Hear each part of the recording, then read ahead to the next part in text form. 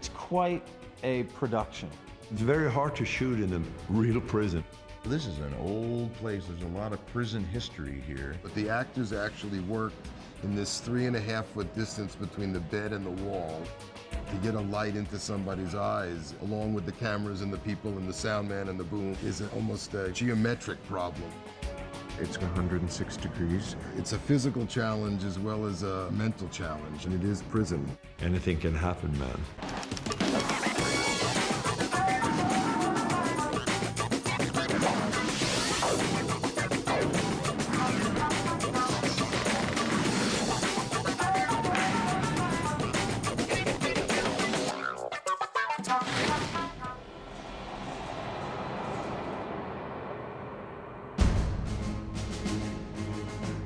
Prison Break is a story about two brothers, one of whom is in prison on death row. The only way to get him out of prison is to break him out. I find it incumbent that you see the inside of a prison cell, Mr. Schofield. Michael gets himself thrown into the same prison to help his older brother escape. Once we got the green light for this, the first order of business was finding where we were going to shoot. We wanted the prison, obviously, to have a character of its own. Joliet has 150 years of grim, gritty authenticity to offer up, which you simply could not replicate on a soundstage in Burbank. This prison only shut down a couple of years ago. You know, a set designer can do really wonderful things, but when you get in something that's real, you can feel it. They shot some stuff right here in John Wayne Gacy's cell. That's not a set. This is not fake anything. It becomes like an asylum. It becomes like a nut house. The heat is just oppressive in there for us. There's no air conditioning. It's hot here.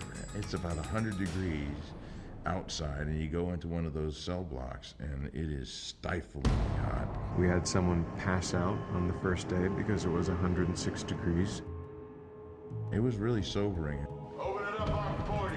Scene 50 is a very simple scene, but I think it speaks to a lot of what's going on plot-wise. Michael starts to test the new tool that he got in the preceding episode that's going to unlock the wash basin that's eventually going to be his way out of the cell. Open on 40. Officer Bellick, who has it out for Michael's character, is in fact on his way to the cell, and if he finds that one screw on the floor, the whole plan goes, down the crapper. Haywire, get in here. And he's there to introduce Haywire. My new cellmate is fresh from the psych ward. Immediately when you look at this man in his eyes, you know that there's no possible way you'll ever be able to communicate with him. Obviously, he's not going to enlist Haywire because this is not the kind of guy you want to be in the tunnel with when you're getting out. But there's a quandary there, which is if you don't enlist him, when the heck do you dig? And we realize that Hero has now got a challenge that's probably insurmountable. I like a lot of cameras because I think there's things that the audience needs to see that's not necessarily written. Somebody's hands are nervous. Somebody is trying to hide something. The way somebody looks or glances. Everyone's pinched in there pretty darn tight. You were often elbow to elbow with your neighbors trying to film complicated scenes. It's hard to shoot small places in small places.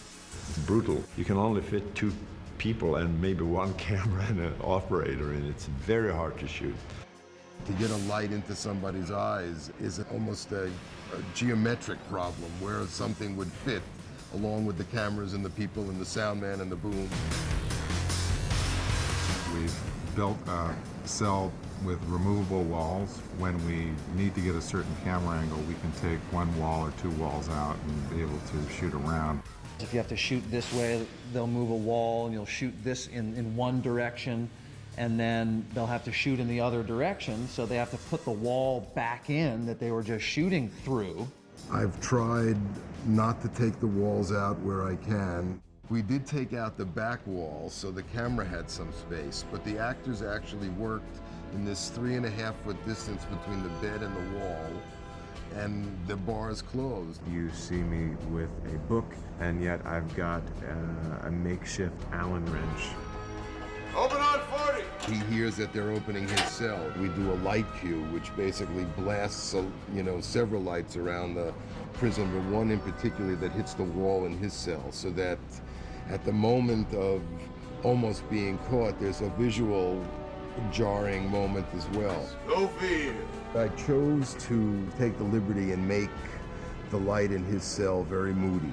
We've kept shots tight and confined by virtue of the size of these cells. Close it up on 40!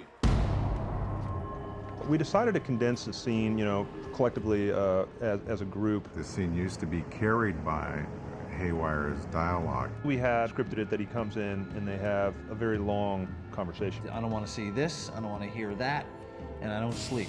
At this point in the series, we'll have already encountered a number of players in the prison. Heard you were D.B. Cooper.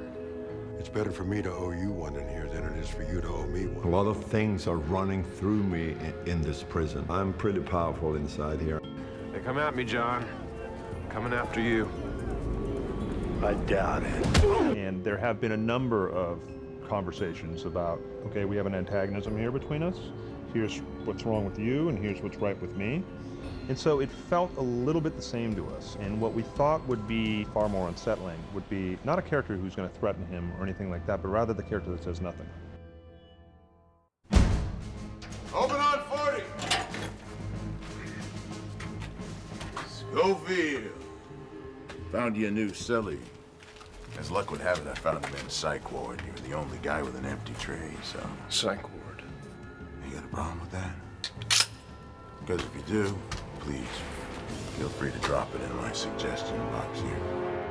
Well, I'm proud of the way it looks, I don't feel like I've compromised what I would be doing in a feature film. Hey, Wire, get in here. Each scene to me is like a story. Every scene sort of has a beginning, a middle, and an end. And there's all sorts of good stuff that happens in there, and how much you're allowed to tap in the details is sort of the beauty of this show. Close it up on 40! It has the potential of becoming something special. It's really an integral scene to the whole piece. Oh, Schofield, don't make eye contact with him. Hopefully you'll get a taste of the tension and the danger that I think will define this series.